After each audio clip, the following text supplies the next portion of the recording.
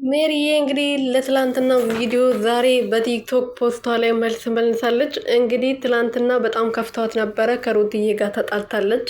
ሩትዬም ያው ምን እንዳጠፋች ለኛ ይፋ ባይሆንልንም ጥፋት አጥፍታ ነው መሰለኝ ተጣልቷል እና በጣም ነው የተናደደችው።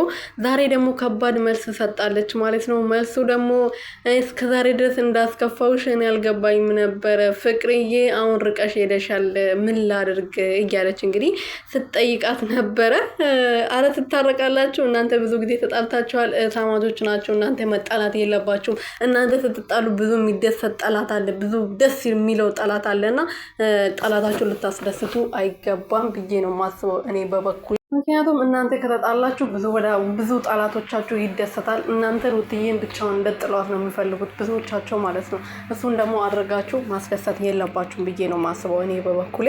ለምን መሰላችሁ? ምክንያቱም እናንተ ከተጣላችሁ ብዙ የሚደሰት ሰው አለ። ሄርሜላ ትደሰታለች፣ አብርሃም ይደሰታል። አብርሃም በተለይ በተደጋጋሚ ከሩቲ እንድትርቁ በተደጋጋሚ ትነግራችሁ ነበር እና ይሄን ደግሞ አድርጋችሁ እነሱ ማስደሰት የለባችሁም። ሩትዬ ብቻውን እንድትሆን፣ ብቻውን እንድታዝን፣ ብቻውን በረዋ ዘግታ እንድታለቅስ ነው የሚፈልጉት። እሷ ግን አታለቅስም። ጀግናና በጣም ብርቱ ጠንካራ ሴት ስለሆነች ማለት ነው። ስለዚህ እናንተም ደግሞ ከጎኗ መሆን አለባችሁ።